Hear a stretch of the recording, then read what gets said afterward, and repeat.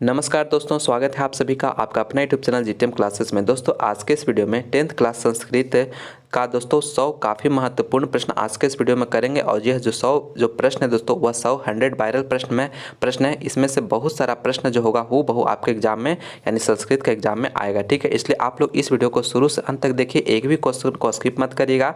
और जो भी प्रश्न इसमें बताया गया आपको काफ़ी अच्छी तरह से बताया गया, सभी को आपको एक बार में यानी देखकर अच्छी तरह से पढ़कर आपको याद कर लेना है, क्योंकि इससे बहुत सारा प्रश्न आपको एग्जाम में आएगा। ठीक है, तो चलिए बिना टाइम को वेस्ट किए आज के शानदार वीडियो हम शुरू करते हैं। देखते हैं पहला प्रश्न। देखिए पहला प्रश्न में पूछा जा रहा है कि अहो अमीसाम किमकारी खाली स्थान स्पृहा ही न, यह पद किस पुराण से संकलित है। तो यह जो पद है दोस्तों वह किस पुराण से संकलित है, तो आपको याद रखना है ऑप्शन नंबर डी इसका, यानी कि भागवत पुराण। ठीक है, आप लोग याद रखिएगा, ऑप्शन नंबर डी इसका करेक्ट आंसर हो जाएगा। काफी महत्वपूर्ण प्रश्न है, अच्छी तरह से याद रखिएगा।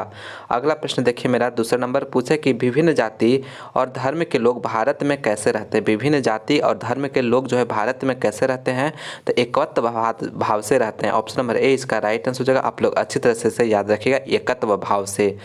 अगला प्रश्न देखिए तीसरा नंबर प्रश्न में पूछे जा रहा है कि सप्तपदी कर्मकांड किस संस्कार में होता है। तो यह विवाह कर्म यानी कि विवाह कर्मकांड में होता है सप्तपदी कर्मकांड। ठीक है, तो ऑप्शन नंबर बी इसका राइट आंसर हो जाएगा। काफी महत्वपूर्ण प्रश्न है, अच्छी तरह से याद रखिएगा।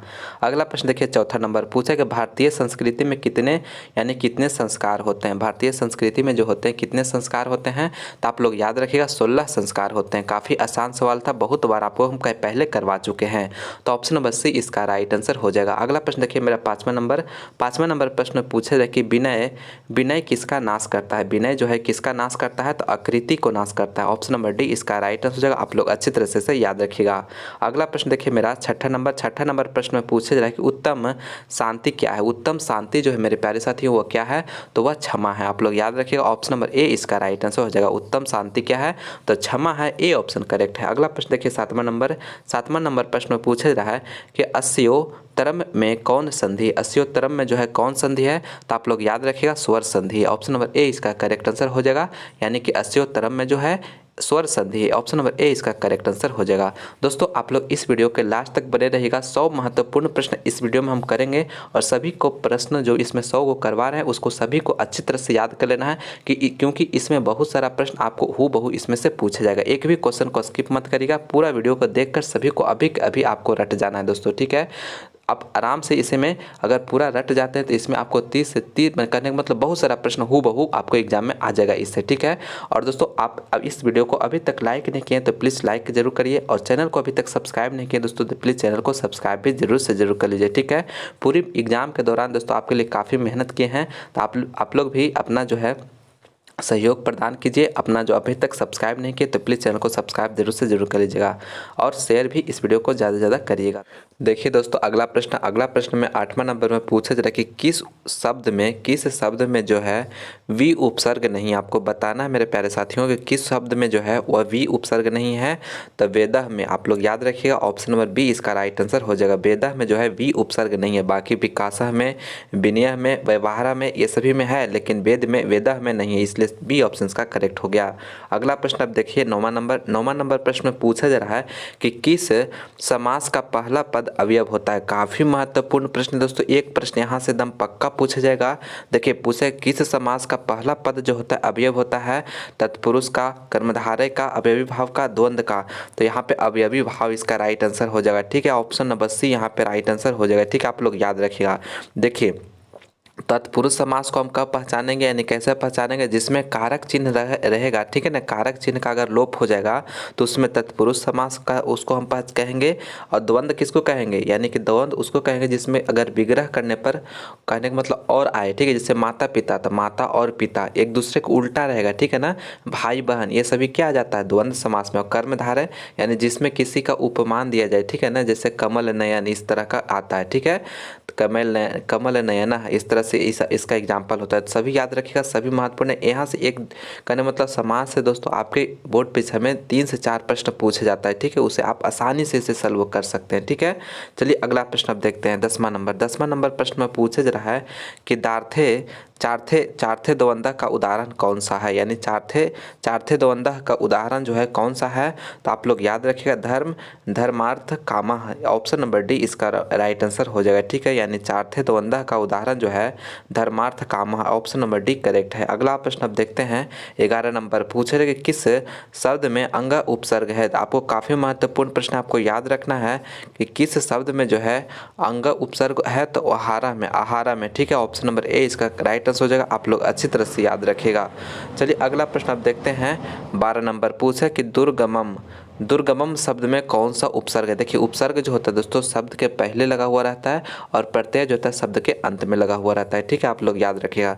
तो पूछे कि दुर्गमम में जो है कौन सा उपसर्ग लगा हुआ है, तो दूर उपसर्ग लगा हुआ है। आपको अगर ये प्रश्न रहेगा आराम से बी ऑप्शन का मार्कर आइएगा मेरे प्यारे साथियों। ठीक है, बी ऑप्शन का करेक्ट आंसर हो जाएगा। अगला प्रश्न आप देखते हैं 13 नंबर प्रश्न में पूछा जाए कि वही के योग से कौन विभक्ति होगी। वही के योग से जो है कौन सा विभक्ति होगी, तो आप लोग याद रखिएगा वही के विभक्ति से, वही के योग से जो है कौन सा विभक्ति होती है, तो पंचमी होता है मेरे साथियों। Option number C right answer हो जाएगा। ठीक है, आप लोग अच्छी तरह से याद रखिएगा। अगला प्रश्न देखिए 14 नंबर प्रश्न में पूछा जा रहा है कि तुमर थाचे भाववचनात् सूत्र से चतुर्थी विभक्ति किस वाक्य में प्रयुक्त हुई है।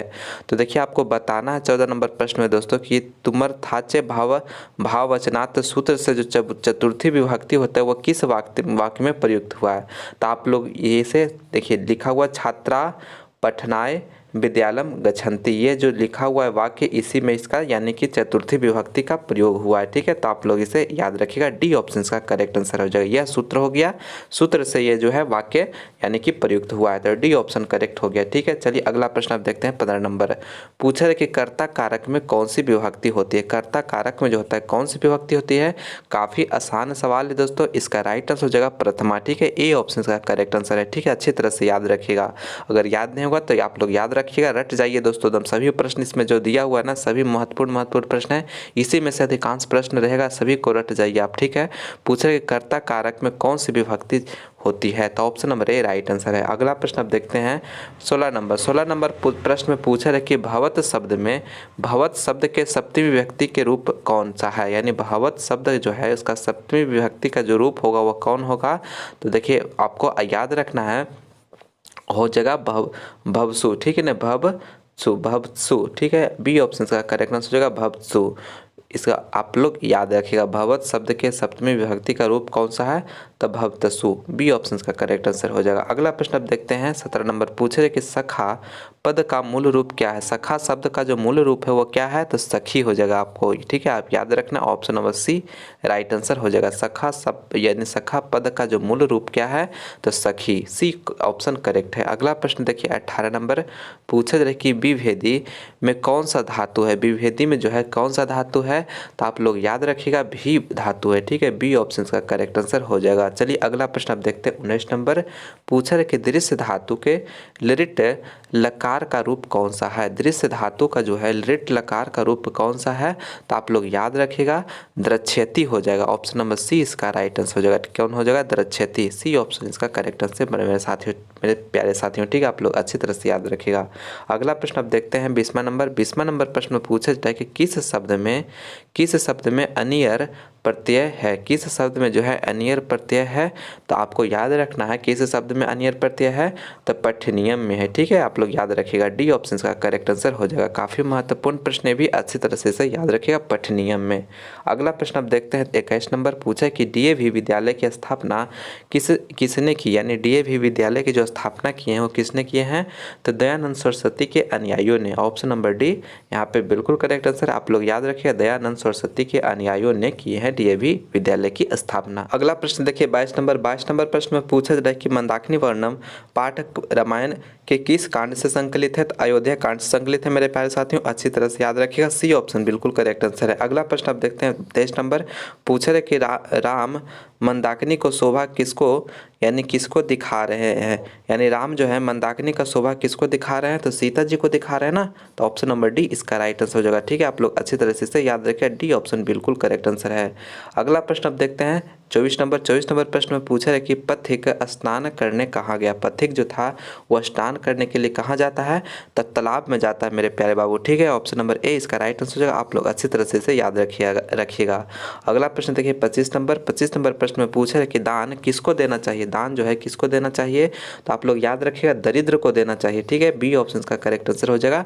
ठीक है, 25 का राइट आंसर होगा बी, दरिद्र को देना चाहिए। अगला प्रश्न आप देखते हैं 26 नंबर पूछा है कि सुंदर प्लस तल में, सुंदर प्लस तल से कौन शब्द बनेगा। सुंदर प्लस तल से जो है कौन सा शब्द बनेगा, तो आप लोग याद रखिएगा कौन बनेगा, सुंदरता बनेगा। सी ऑप्शन का करेक्ट आंसर है। ठीक है, अच्छी तरह से याद रखिएगा, सी ऑप्शन करेक्ट आंसर है। अगला प्रश्न आप देखते हैं 27 नंबर पूछे कि क्रीडतु किस प्रकार के यानी किस लकार का रूप है। क्रीडतु जो है किस लकार का रूप है, तो लोट लकार का है मेरे प्यारे बाबू। अच्छी तरह से याद रखिएगा, ऑप्शन नंबर डी बिल्कुल करेक्ट आंसर है। ठीक है, क्रीडतु जो है किस लकार का रूप है, तो लोट लकार का, डी ऑप्शन करेक्ट है। अगला प्रश्न अब देखते हैं 28 नंबर पूछा जा रहा है कि हरिन प्लस डीप से कौन शब्द बनेगा। हरिन प्लस डीप से जो है कौन सा शब्द बनेगा, तो आप लोग याद रखिएगा हरिणी बनेगा। ठीक है, ऑप्शन नंबर बी इसका राइट आंसर हो जाएगा। ठीक है, अच्छी तरह से याद रखिएगा, ये भी काफ़ी महत्वपूर्ण। डीप प्रत्यय जो लगता है वो स्त्रीलिंग के लिए लगता है, तो हरिणी हो जाएगा। ऑप्शन नंबर बी इसका राइट आंसर हो जाएगा। अगला प्रश्न देखते हैं 29 नंबर पूछा है कि गुरुतरह शब्द किसके यानी किससे बनेगा। गुरुतरह जो शब्द होगा वह किससे बनेगा, तो आप लोग याद रखिएगा गुरुतरह जो शब्द है वह गुरु प्लस तरफ से बनेगा। ऑप्शन नंबर डी इसका राइट आंसर हो जाएगा, गुरु प्लस तरफ से, डी ऑप्शन करेक्ट है। अगला प्रश्न आप देखते हैं 30 नंबर पूछा है कि लिखित वान में कौन प्रत्यय है। लिखित वान में जो है दोस्तों वह कौन सा प्रत्यय है, तो आप लोग याद रखिएगा कौन सा प्रत्यय है लिखित वान में, कतवतु। ठीक है ना, कतवतु, ऑप्शन नंबर बी इसका राइट आंसर हो जाएगा। आप लोग अच्छी तरह से इसे याद रखिएगा। ठीक है, आप लोग अच्छी तरह से याद रखिएगा। अगला प्रश्न देखिए 31 नंबर प्रश्न में पूछा है कि वर्तमानम में कौन सा प्रत्यय है। वर्तमानम में जो है कौन सा प्रत्यय लगा हुआ है, तो स्थानच प्रत्यय लगा हुआ है। ऑप्शन नंबर बी इसका राइट आंसर हो जाएगा। आप लोग अच्छी तरह से याद रखिएगा, बहु प्रश्न इसमें पूछा जाएगा दोस्तों, इसलिए जो भी प्रश्न आपको याद नहीं है डायरेक्ट आप याद कर लीजिए, 1 से 2 बार इसे देख लीजिएगा, अच्छी तरह से याद हो जाएगा। अगला प्रश्न देखिए 32 नंबर प्रश्न में पूछा है कि तवा प्रत्यय किस शब्द में है। तवा प्रत्यय जो है किस शब्द में है, तो आप लोग याद रखिएगा देवतवम में है। ठीक है, ऑप्शन नंबर सी यहाँ पे बिल्कुल करेक्ट आंसर हो जाएगा। ठीक है, अच्छी तरह से इसे याद रखिएगा मेरे प्यारे बाबू। ठीक है, पूछ रहा है कि देवतवा जो प्रत्यय है वो किस शब्द में है, तो देवतवम में है, सी ऑप्शन करेक्ट है। अगला प्रश्न देखिए मेरा 33 नंबर प्रश्न में पूछे कि स्त्री प्रत्यय कितने होते हैं। काफ़ी महत्वपूर्ण प्रश्न है, अच्छी तरह से इसे याद रखिएगा। स्त्री प्रत्यय जो है कितने होते हैं, तो आप लोग याद रखिएगा स्त्री प्रत्यय जो होता है वो 8 होते हैं। ठीक है, डी ऑप्शन का करेक्ट आंसर हो जाएगा। चलिए अगला प्रश्न आप देखते हैं 34 नंबर पूछा कि अश्व प्लस टाप जो है से कौन शब्द बनेगा। अश्व प्लस टाप से जो है कौन शब्द बनेगा, तो अश्वा बनेगा। आप लोग याद रखिएगा, ऑप्शन नंबर ए इसका राइट आंसर हो जाएगा। ठीक है, काफ़ी महत्वपूर्ण प्रश्न है भी, अच्छी तरह से इसे याद रखिएगा।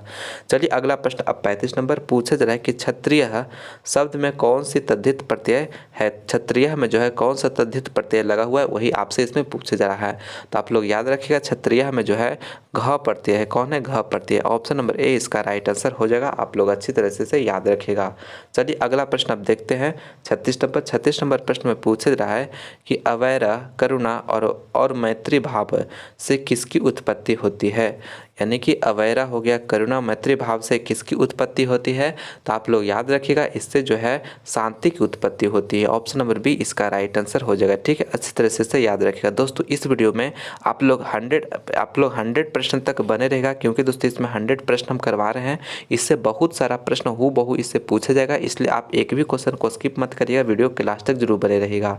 चलिए अगला प्रश्न आप देखते हैं 37 नंबर पूछा जा रहा है कि शास्त्रकारा पाठ में उठकर सादर अभिवादन कौन करते हैं। तो शास्त्रकार पाठ में जो है उठकर कौन अभिवादन करते हैं, तो छात्रगण। ठीक है ना, शिक्षक को प्रवेश करने के बाद छात्रगण जो है उठकर सादर अभिवादन करते हैं, तो option number D right answer हो जाएगा। अगला प्रश्न अब देखते हैं 38 नंबर पूछा है कि न्याय दर्शन के प्रवर्तक कौन है। तो न्याय दर्शन के जो प्रवर्तक हैं दोस्तों वो कौन है, तो गौतम थे। ठीक है ना, ऑप्शन नंबर सी गौतम मुनि। ठीक है, तो option number C right answer हो जाएगा। काफी महत्वपूर्ण प्रश्न है, अच्छी तरह से याद रखिएगा।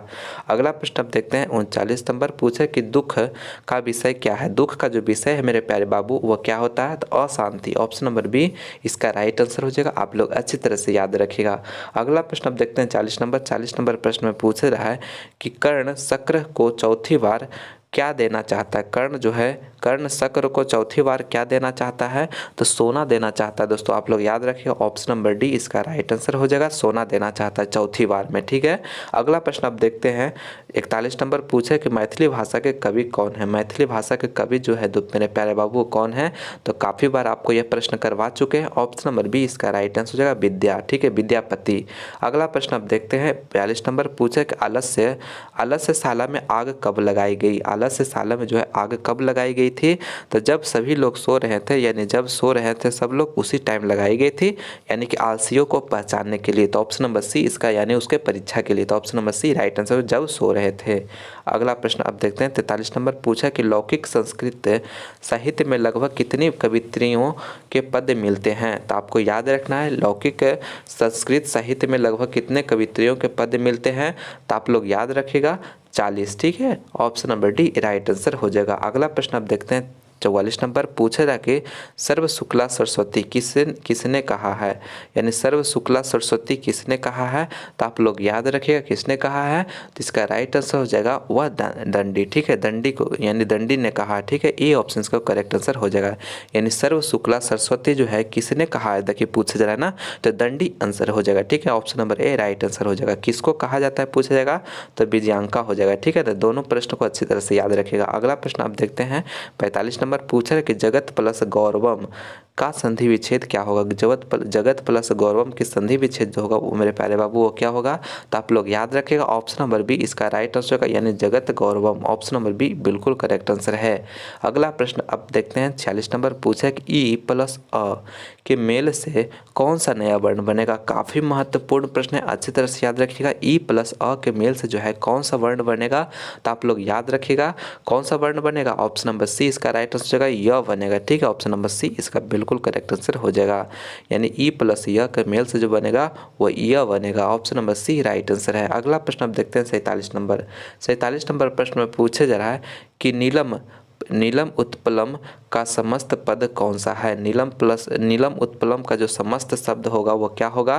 तो आप लोग याद रखिएगा इसका सब एक समस्त पद जो होगा नीलोत्पलम होगा। ठीक है, option number D right answer नीलोत्पलम हो जाएगा। ऑप्शन नंबर डी करेक्ट है। अगला प्रश्न देखिए 48 नंबर पूछे कि सर्वतः के योग से कौन सा विभक्ति होगी? सर्वतः के योग से जो होगा कौन सी विभक्ति होगी? तो आप लोग याद रखिएगा सर्वतः के योग से जो है कौन सा विभक्ति हो जाता है? द्वितीय हो जाता है। Option number A right answer हो जाएगा। सभी प्रश्न जो इसमें करवा रहे हैं दोस्तों सभी को आपको अच्छी तरह से याद कर लेना है, क्योंकि दोस्तों इससे बहुत सारा प्रश्न हूबहू छपेगा आपके फाइनल यानी कि आपके एग्जाम में। ठीक है, संस्कृत के परीक्षा में, इसलिए एक भी क्वेश्चन स्किप नहीं करिएगा, सभी को एकदम रट जाना है दोस्तों। ठीक है, परीक्षा आते आते। अगला प्रश्न आप देखते हैं। मेरा 49 नंबर पूछा कि सह पद का मूल रूप क्या है? सह शब्द का जो मूल रूप है वह क्या है? तो तत् है दोस्तों। आप लोग याद रखिएगा ऑप्शन नंबर बी करेक्ट है। अगला प्रश्न मेरा 50 नंबर पूछा जाए कि ज्ञा धातु के लट लकार का रूप कौन सा है? ज्ञा धातु का जो लट लकार रूप है वो दोस्तों वह क्या होता है? तो वो होता है जानती। ठीक है, आप लोग याद रखिए ऑप्शन नंबर सी इसका राइट आंसर हो जाएगा। यानी ज्ञा धातु के लट लकार का रूप जो है कौन सा है? तो जनाती हो जाएगा। ठीक है, आप लोग याद रखिए सी ऑप्शन करेक्ट है। अगला प्रश्न 51 नंबर पूछा है कि नछामी किसने बार बार कहा? नछामी जो है किसने बार बार कहा? तो शल्य ने कहा। आप लोग याद रखिएगा ऑप्शन नंबर शक्र ने कहा। ऑप्शन नंबर बी इसका राइट आंसर हो जाएगा। Option number B. ठीक है, आप लोग अच्छी तरह से याद रखिएगा। यानी नछामी जो है किसने बार बार कहा? तो बी ऑप्शन करेक्ट है, शक्र ने। अगला प्रश्न देखिए 52 नंबर प्रश्न में पूछा जा रहा है कि व्याघ्रपथिक कथा पाठ में कितने यानी किसके लिए कौनते शब्द का प्रयोग किया हुआ है? तो युधिष्ठिर के लिए किया गया है। ऑप्शन नंबर डी इसका राइट आंसर हो जाएगा। आप लोग अच्छी तरह से याद रखिए कौनते शब्द जो किसके लिए प्रयोग हुआ है? तो युधिष्ठिर के लिए। अगला प्रश्न मेरा 53 नंबर पूछा कि नीति श्लोक पाठ में महाभारत के किस पर्व से संकलित है? तो आप लोग याद रखिएगा उद्योग पर्व से संकलित है। ऑप्शन नंबर बी इसका राइट आंसर हो जाएगा। आप लोग अच्छी तरह से याद रखिएगा। अगला प्रश्न देखिए 54 नंबर पूछा जा रहा है कि महापंके पतितोषी किसने कहा? तो यह जो किसने कहा? अहम महापंके प्रतितोषी किसने कहा? तो आप लोग याद रखिएगा, एक जो कहा था वह बाघ ने कहा था। ठीक है, ऑप्शन नंबर ए इसका राइट आंसर हो जाएगा। ठीक है, आप लोग अच्छी तरह से याद रखिएगा। अगला प्रश्न 55 नंबर पूछा जा रहा है कि मंदाकिनी वर्णिम पाठ के कवि कौन है? तो मंदाकिनी वर्णिम पाठ के कवि कौन है मेरे प्यारे बाबू? तो वह वाल्मीकि हैं। तो बी ऑप्शन का करेक्ट आंसर आप लोग अच्छी तरह से याद रखिएगा। अगला प्रश्न देखिए 56 नंबर प्रश्न में पूछा है कि स्वामी दयानंद का परिवार किसका उपासक था? तो शिव के उपासक था। आप लोग याद होगा, आप लोग के ऑप्शन नंबर सी इसका राइट आंसर हो जाएगा। जो भी प्रश्न आ रहा है उसका आंसर आप कमेंट भी करते चल सकते हैं। ठीक है, चलिए अगला प्रश्न आप देखते हैं 57 नंबर पूछे कि राम प्रवेश राम उच्च विद्यालय में कौन सा स्थान प्राप्त किया था? तो पहला स्थान प्राप्त किया था। आप लोग याद रखिएगा, option number D correct answer हो जाएगा। अगला प्रश्न देखिए 58 नंबर पूछा है कि अचार का हनन किससे होता है? अचार का जो हनन होता है मेरे प्यारे साथियों वो किससे होता है? तो आप लोग याद रखिएगा, क्रोध से होता है। ऑप्शन नंबर डी इसका करेक्ट आंसर हो जाएगा। अगला प्रश्न अब देखते हैं मेरा 59 नंबर पूछे कि भारतीय संस्कृति की अद्वितीय विशेषता क्या है? भारतीय संस्कृति के जो अद्वितीय विशेषता है मेरे प्यारे साथियों वो क्या है? तो वह संस्कार है। ठीक है, आप लोग याद रखिएगा, ऑप्शन नंबर ए इसका राइट आंसर हो जाएगा। अच्छी तरह से इसे याद रखिएगा। अगला प्रश्न अब देखते हैं 60 नंबर पूछे कि भवंती खाली स्थान पुरुषा सुर वात, ये इसमें जो खाली स्थान पे हो जाएगा वह क्या भराएगा आपको बताना है। तो भूयः भराएगा। ठीक है, ऑप्शन नंबर बी इसका राइट आंसर हो जाएगा, यानी भवंती भूयः पुरुषा सुर तत्वात। ठीक है, ऑप्शन नंबर बी इसका राइट आंसर हो जाएगा। आप लोग अच्छी तरह से याद रखिएगा, एकदम रट जाइए दोस्तों सभी प्रश्नों को। ठीक है, जिसमें इसमें जितना भी प्रश्न करवाया गया, जो 100 प्रश्न करवाए हैं लास्ट तक देखिए और सभी प्रश्नों को एकदम रट जाइए। ठीक है, अगला प्रश्न देखिए 61 नंबर पूछा कि इंद्र ने कर्ण से छल क्यों किया? इंद्र ने जो है कर्ण से छल क्यों किया? तो अर्जुन के सहायता के लिए। ऑप्शन नंबर सी यहाँ पे बिल्कुल करेक्ट आंसर है। अगला प्रश्न देखिए 62 नंबर पूछा कि कर्णभार रूपक के रचनाकार कौन है? कर्णभार रूपक के जो रचनाकार है वो कौन है? तो आप लोग याद रखिएगा, इसका राइट आंसर हो जाएगा वह महाकवि भास। ठीक है, ऑप्शन नंबर डी इसका करेक्ट आंसर हो जाएगा, यानी कि कर्मभार रूपक के जो रचनाकार है वह महाकवि भास है। तो डी ऑप्शन करेक्ट है। अगला प्रश्न देखिए 63 नंबर पूछा कि अंगराज किसे कहा गया? अंगराज जो है किसे कहा गया है? तो आप लोग याद रखिएगा किसे कहा गया? तो कर्ण को कहा गया है। ऑप्शन नंबर ए इसका करेक्ट आंसर है। अगला प्रश्न देखिए 64 नंबर पूछा कि अपने और पराये की गणना कौन करता है? अपने और पराये की जो गणना है कौन करता है? तो संकुचित हृदय वाला करता है। ऑप्शन नंबर बी इसका राइट आंसर हो जाएगा। अगला प्रश्न आप देखते हैं 65 नंबर, लास्ट तक बने रहेगा दोस्तों। इसमें जो भी महत्वपूर्ण प्रश्न वही करवाए हैं और इससे हूबहू प्रश्न छपेगा आपके बोर्ड परीक्षा में, इसलिए एक भी क्वेश्चन स्किप मत करिएगा। सभी प्रश्न जिसमें करवाए हैं सभी को याद कर लेना। अगला प्रश्न देखिए 65 नंबर पूछा जा रहा है कि शत्रुता को कौन बढ़ाता है? शत्रुता को जो है कौन बढ़ाता है? तो आप लोग याद रखिए, शत्रुता को कौन बढ़ाता है?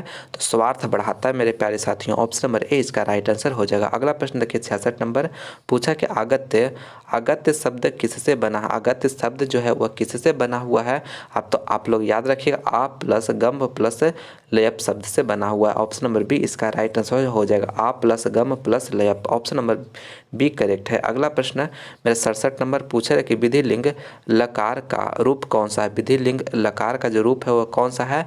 तो आप लोग याद रखिएगा वो कौन सा है? तो पठेत हो जाएगा। ऑप्शन नंबर डी इसका राइट आंसर हो जाएगा। अगला प्रश्न अब देखते हैं मेरा 68 नंबर पूछा कि अपवर्गे तृतीया सूत्र से किस वाक्य में तृतीय विभक्ति हुई? अपवर्गे तृतीया से जो है सूत्र है उससे किस वाक्य में तृतीय विभक्ति का प्रयोग हुआ है? तो आप लोग याद रखिएगा कौन सा, यानी इसमें हो जाएगा राइट आंसर। तो ऑप्शन नंबर यहाँ पे देखिए सह योजनेन कथाम समाप्तवान, यह जो शब्द इस वाक्य है इसी में जो है अपवर्गे तृतीय सूत्र से यानी कि तृतीय विभक्ति हुआ है। ठीक है, आप लोग याद रखिएगा ऑप्शन नंबर सी यहाँ पे राइट आंसर हो जाएगा, सह योजनेन कथाम समाप्तवान। सी ऑप्शन करेक्ट है। अगला प्रश्न मेरा 68 हो गया। 69 नंबर पूछा कि चरक और सुश्रुत ने किस शास्त्र का प्रवर्तन किया? चरक और सुश्रुत ने है वह क्या, यानी कौन सा शास्त्र का प्रवर्तन किए हैं? तो आयुर्वेद शास्त्र से, यानी आयुर्वेद शास्त्र का प्रवर्तन किए हैं। ठीक है, तो ऑप्शन नंबर ए इसका राइट आंसर हो जाएगा। आप लोग अच्छी तरह से याद रखिएगा। अगला प्रश्न देखिए 70 नंबर पूछा जा रहा है कि बृहत बृहत संहिता के रचनाकार कौन है? बृहत संहिताकार के जो है रचनाकार वो कौन है? तो आप लोग याद रखिएगा बराहमिहिर है। ठीक है, बराहमिहिर है। ऑप्शन नंबर ए इसका राइट आंसर है। भी काफ़ी महत्वपूर्ण प्रश्न है, अच्छी तरह से याद रखिएगा, 100% पूछा जाएगा यह प्रश्न। अगला प्रश्न देखिए 71 नंबर पूछा है कि पाटलिपुत्र किस नदी के किनारे अवस्थित है? तो यह तो आसान सवाल है, आप लोग को याद होगा। ऑप्शन नंबर ए इसका राइट आंसर हो जाएगा। अगला प्रश्न देखिए 72 नंबर पूछा जा रहा है। 72 नंबर प्रश्न में पूछा है कि राजशेखर का प्रमुख काव्य ग्रंथ कौन सा है? राजशेखर का जो प्रमुख काव्य ग्रंथ है मेरे प्यारे बाबू वो कौन है? तो काव्य मीमांसा है। ऑप्शन नंबर बी इसका राइट आंसर होगा। काफी बार करवाएं, ऑप्शन नंबर बी करेक्ट है। अगला प्रश्न देखिए मेरा 73 नंबर प्रश्न में पूछा है कि छोटा से भी छोटा और बड़े से भी बड़ा क्या है? तो आत्मा है दोस्तों। ठीक है, आप लोग याद रखना, ऑप्शन नंबर सी करेक्ट है। अगला प्रश्न मेरा 74 नंबर पूछा कि नदियाँ समुद्र में कैसे मिलती है? नदियाँ जो है समुद्र में वो कैसे मिलती हैं? तो नाम और रूप को छोड़कर मिलती है। ठीक है, ऑप्शन नंबर डी इसका करेक्ट आंसर हो जाएगा। अगला प्रश्न देखिए 75 नंबर पूछा जा रहा है कि इस ततः का संधि विच्छेद क्या होगा? इस ततः का जो संधि विच्छेद जो होगा मेरे प्यारे बाबू वो क्या होगा? तो इतः जोड़ ततः हो जाएगा। ठीक है, ऑप्शन नंबर ए इसका राइट आंसर हो जाएगा। आप लोग अच्छी तरह से याद रखेगा, इतः प्लस ततः। चलिए अगला प्रश्न 76 नंबर प्रश्न में पूछा है कि दुर्गति में कौन सा उपसर्ग होगा? तो दुर्गति में कौन सा उपसर्ग है? तो दूर उपसर्ग है मेरे प्यारे बाबू, आप लोग अच्छी तरह से याद रखेगा, बी ऑप्शन इसका बिल्कुल करेक्ट आंसर है।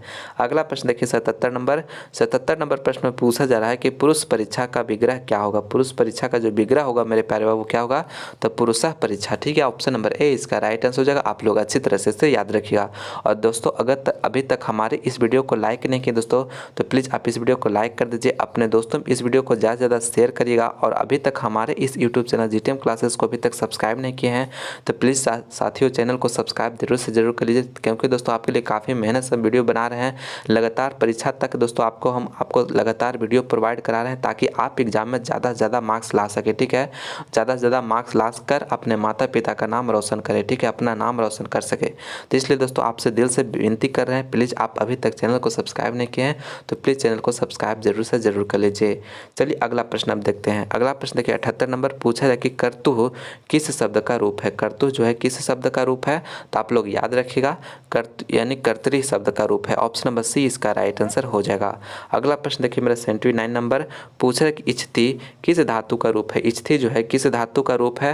तो आप लोग याद रखिएगा इच्छति जो है किस धातु का रूप है? तो इस यानी कि इस धातु का रूप है। ऑप्शन नंबर डी इसका राइट आंसर हो जाएगा। आप लोग अच्छी तरह से याद रखिएगा। अगला प्रश्न मेरा 80 नंबर पूछा है कि कौन सा क्रिया के संपादन में स्वतंत्र होता है? कौन सा क्रिया जो है संपादन में यानी कि स्वतंत्र होता है? तो आप लोग याद रखिएगा ऑप्शन नंबर ए इसका राइट आंसर हो जाएगा, यानी कि कर्ता। ठीक है, ऑप्शन नंबर ए इसका करेक्ट आंसर हो जाएगा। अगला प्रश्न देखिए 81 नंबर प्रश्न में पूछा जा रहा है कि वालकाय मोदकम रोचते वाक्य के वालकाय पद में चतुर्थी विभक्ति का किस सूत्र से प्राप्त यानी कि किस सूत्र से हुए? काफी महत्वपूर्ण प्रश्न है, प्रत्येक साल यह प्रश्न पूछा जाता है, तो आप लोग अच्छी तरह से याद रखिएगा। ऑप्शन नंबर ए इसका करेक्ट आंसर हो जाएगा, रुचिरथानाम प्रिय माना है। ऑप्शन नंबर ए इसका राइट आंसर हो जाएगा। ठीक है, अच्छी तरह से याद रखिएगा, यानी इस नियम से जो है इस विभक्ति रूल से जो है वालकाय में चतुर्थी विभक्ति का प्रयोग हुआ। अगला प्रश्न अब देखिए 82 नंबर पूछा कि पतिन पति शब्द के किस विभक्ति का रूप है? यानी पतिन जो है पति शब्द का किस विभक्ति रूप है? तो आप लोग याद रखिएगा यह किस रूप यानी कि किस विभक्ति का रूप है? तो आप लोग याद रखें ऑप्शन नंबर बी इसका राइट आंसर हो जाएगा, यानी द्वितीय। ठीक है, यानी द्वितीय का रूप है। ठीक है, पतिन जो है पति शब्द का द्वितीय विभक्ति का रूप है, बी ऑप्शन करेक्ट है। अगला प्रश्न 83 नंबर पूछा कि श्यामा में कौन सा यानी स्त्री प्रत्यय है? श्यामा में जो है कौन सा स्त्री प्रत्यय है? तो आप लोग याद रखिएगा 83 नंबर का जो राइट आंसर हो जाएगा वह टाप प्रत्यय है। ठीक है, ऑप्शन नंबर सी इसका करेक्ट आंसर हो जाएगा। अगला प्रश्न मेरा 84 नंबर पूछा जा रहा है कि कृत प्लस कत में कौन पद यानी कि कौन पद बनेगा? कृत प्लस कत से जो है कौन सा पद बनेगा यही आपको इसमें बताना है, तो कृतम बन जाएगा। ठीक है, ऑप्शन नंबर ए इसका राइट आंसर हो जाएगा। आप लोग अच्छी तरह से याद रखिएगा। अगला प्रश्न 85 नंबर पूछा जा रहा है कि यादवः पद में कौन सा तद्धित प्रत्यय है? यादवः में जो है कौन सा तद्धित प्रत्यय है?